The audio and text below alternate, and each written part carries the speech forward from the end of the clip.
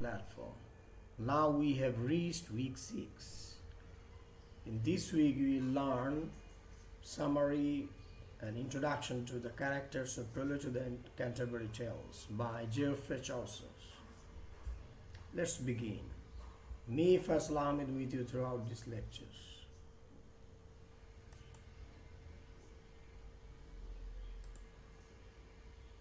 Prologue to the Canterbury Tales.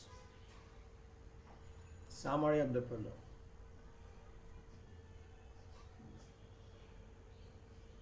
One spring day, the narrator of the Canterbury Tales rents a room at the Tavern Inn before he recommences his journey to Canterbury. That evening, a group of people arrive at the inn.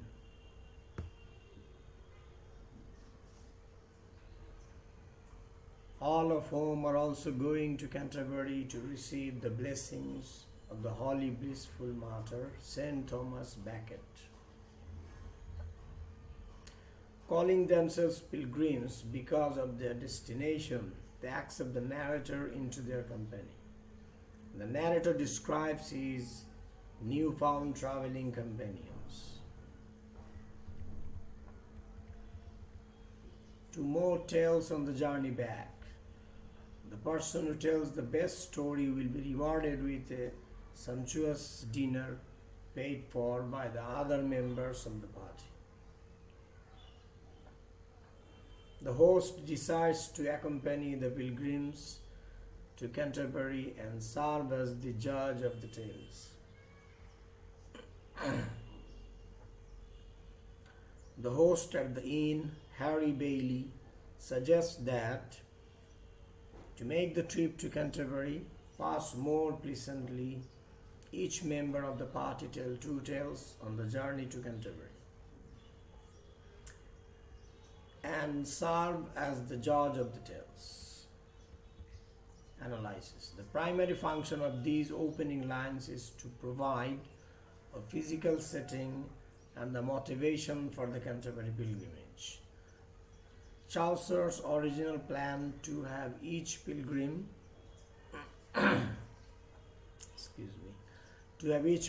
tell 2 stories on the way to Canterbury and 2 more on the way back was never completed. We have tales only on the way to Canterbury. In the prologue are portraits of all levels of English life. The order of the portraits is important because it provides a clue as to the social standing of the different occupations. The pilgrims presented first are representative of the highest social rank, with social rank descending with every new pilgrim introduced. Highest in the social rank are representatives of the aristocracy or those with pretensions toward nobility.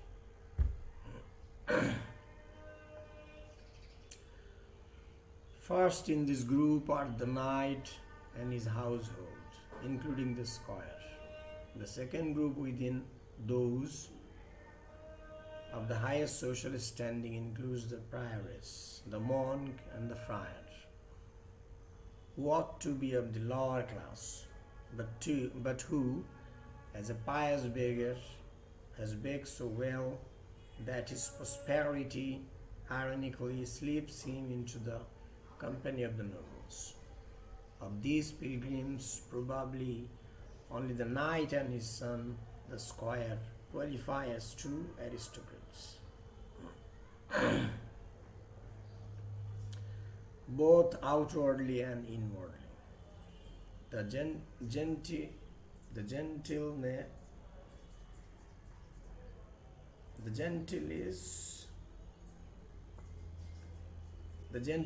refinement resulting from good breeding of the prioress and the monk is largely external and affected. Following this class are pilgrims whose high social rank is mainly derived from commercial wealth. Included in this group are the merchant who illegally made much of his money from selling French coins, a practice that was forbidden in England at the time. the sergeant of law who made his fortune by using his knowledge as a lawyer to buy up foreclosed property for practically nothing. The clerk who belongs with this group of pilgrims because of his gentle manners and extensive knowledge of books. And the franklin who made enough money to become a country gentleman and is in a position to push for a noble station. It is evident both from the relationship of the franklin's portrait to that of the Guildsman presented next, and from Harry Bailey's scornful remarks to him, however, that he is not yet of the noble class. The next class of pilgrims is the Guildsman, consisting of men who belong to something similar to specialized unions of craftsmen guilds.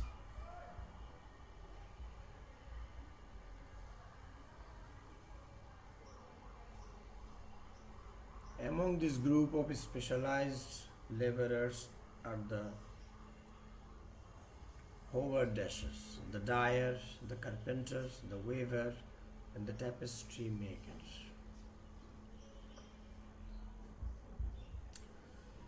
None of them tell a tale. A middle class group of pilgrims comprises the next lower position of social rank. First presented in this group is the cook, whom we might consider out of place, ranked too high, but who, as a master of his trade, is greatly respected by his fellow travelers. Also included in this social class are the shipman, because of his immense knowledge of and travels throughout the world, and the physician, a doctor of medicine, a career that was less revered in the Middle Ages than it is now.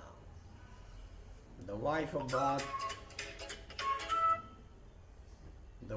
Bath, who is the last of this group to be presented, is included in this group because of her knowledge and deportment and many other pilgrimages.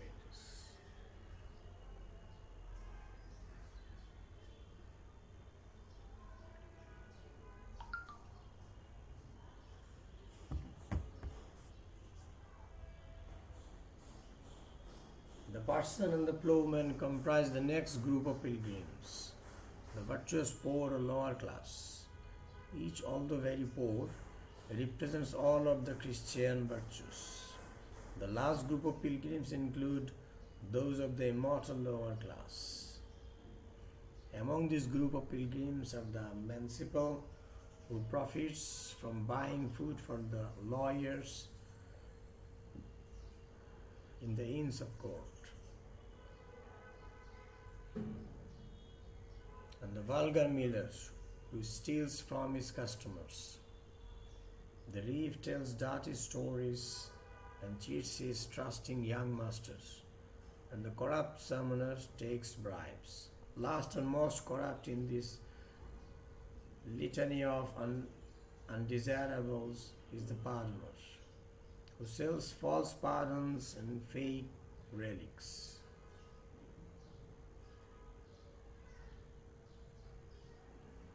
Characters in the prologue. The narrator makes it quite clear that he is also a character in this book. Although he is called Chaucer, we should be wary of accepting his words and opinions as Chaucer's work.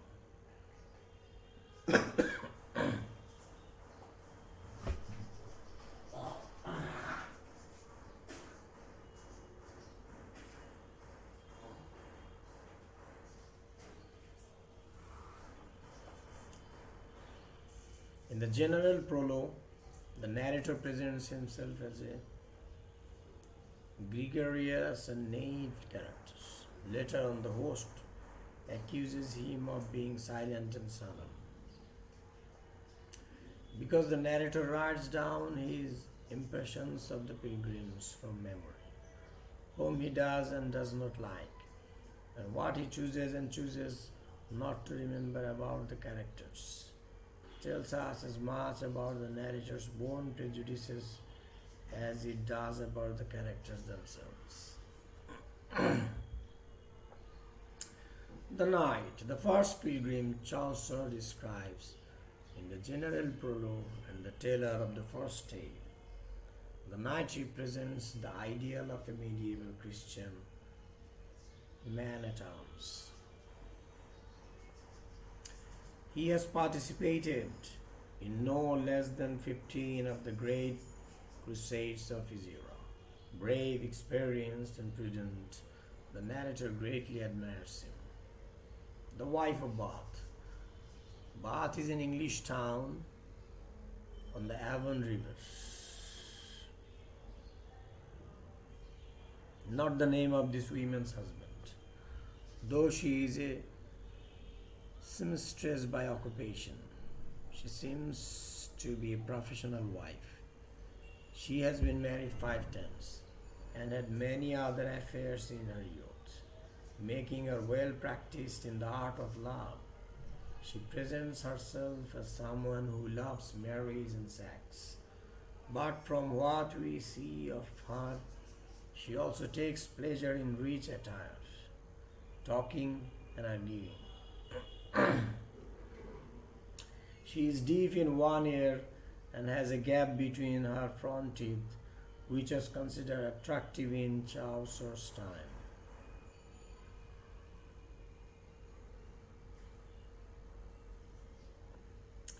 She has traveled on pilgrimages to Jerusalem 3 times and elsewhere in Europe as well. The pardoner. Pardoners granted papal indulgences, reprieves from penance in exchange for charitable donations to the church.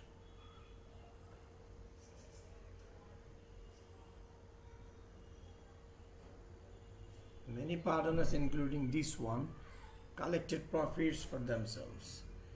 In fact, Chaucer's pardoner excels in fraud, carrying a bag full of fake relics. For example, he claims to have the veil of the Virgin Mary.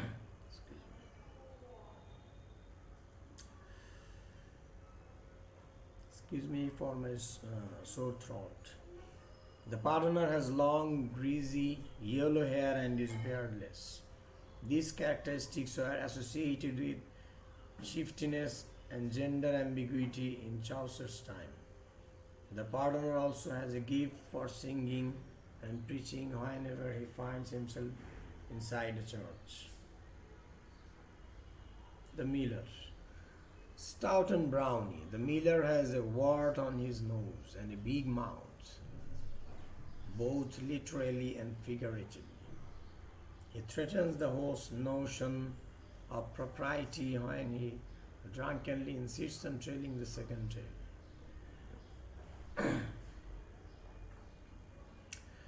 Indeed, the miller seems to enjoy overturning all conventions. He ruins the host's carefully planned storytelling orders. He leaves doors off hinges, and he tells a tale that is somewhat blasphemous, ridiculing religious clerks, scholarly clerks, carpenters, and women. The prioress, described as modest and quiet, this prioress, a nun who is head of her convent, aspires to have exquisite taste. Her table manners are dainty. She knows French, though not the French of the court. She dresses well, and she is charitable and compassionate. The monk. Most monks of the Middle Ages lived in monasteries according to the rule of Saint Benedict, which demanded that they devote their lives to work and prayer. This monk cares little for the rule. His devotion is to hunting and eating. He is large, loud, and well clad in hunting boots and furs. The friar, roaming priests with no ties to a monastery. Gypsy monk. Friars are gypsy monks. They are roaming here and there, not steady in a single place. Friars were a great object of criticism in Chaucer's time, always ready to befriend young women or rich men who might need his services. The friar actively administers the sacraments in his town, especially those of marriage and confession. However, Chaucer's worldly friar has taken to accepting bribes. The summoner brings persons accused of violating church law to ecclesiastical court. This summoner is a lecherous man whose face is scarred by leprosy. He gets drunk frequently, is terrible, and is not particularly qualified for his position. He spouts the few words of Latin he knows in an attempt to sound educated. The host, the leader of the group. The host is large, loud, and merry. Although he possesses a quick temper, he mediates among the pilgrims and facilitates the flow of the tales. His title of host may be a pun, suggesting both an innkeeper and the Eucharist or Holy Host.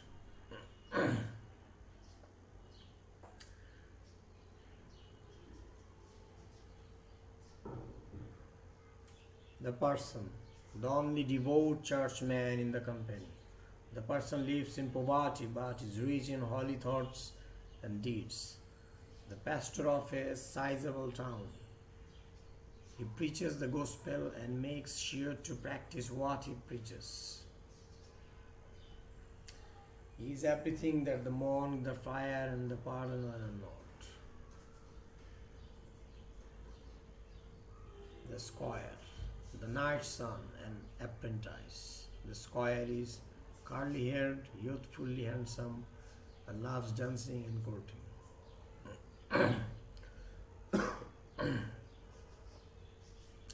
The clerk is a poor student of philosophy, having spent his money on books and learning rather than on fine clothes.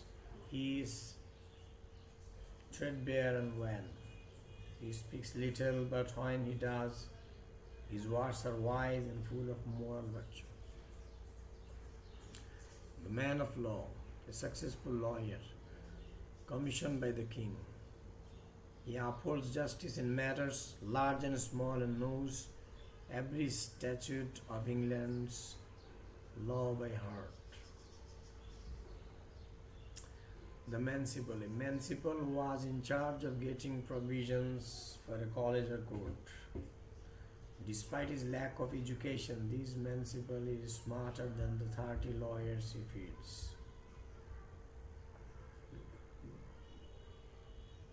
The merchant. The merchant trades in furs and other cloths, mostly from Flanders.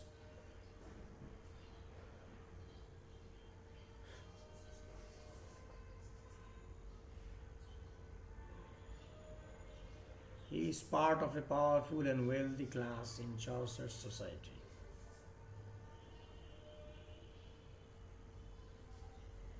The shipman, brown skinned from years of sailing, the shipman has seen every bay and river in England, and exotic ports in Spain, and Carthage as well. He is a bit of a rascal, known for stealing wine while the ship's captain sleeps. The physician is one of the best in his profession, for he knows the cause of every malady and can cure most of them. Though the physician keeps himself in perfect physical health, the narrator calls into question the physician's spiritual health. He rarely consults the Bible and has an unhealthy love of financial gain. The word Franklin means freeman. In Chaucer's society, a Franklin was neither a vassal serving a lord nor a member of the nobility, like the ordinary man in the modern day like us. This particular Franklin is a connoisseur of food and wine, so much so that his table remains laid and ready for food all day. The reeve. A reeve was similar to a steward of a manor, and this reeve performs his job shrewdly. His lord never loses so much as a ram to the other employees, and the vessels under his command are kept in line. However, he steals from his masters. The plowman. The plowman is the person's brother and is equally good-hearted.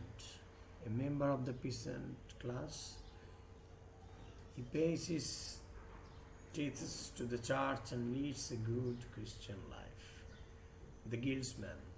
Listed together, the 5 Guildsmen appear as a unit. English guilds are a combination of labor unions and social fraternities. That means they are day laborers.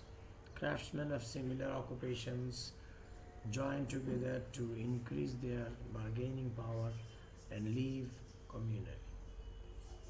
All 5 guildsmen are clad in the livery of their brotherhood. The cook. The cook works for the guildsman. Chaucer gives little detail about him, although he mentions a crusty sore on the cook's leg. The yeoman. The servant who accompanies the knight and the squire. The narrator mentions that his dress and weapons suggest he may be a forester. The second nun. The second nun is not described in the general prologue, but she tells a saint's life for her tale. The nun's priest. Like the second nun, the nun's priest is not described in the general prologue. His story of Chanticleer, however, is well crafted and suggests that he is a witty, self-effacing preacher. That's all about this week. All the characters that I have described throughout this lecture of week 6. Thank you and bye bye.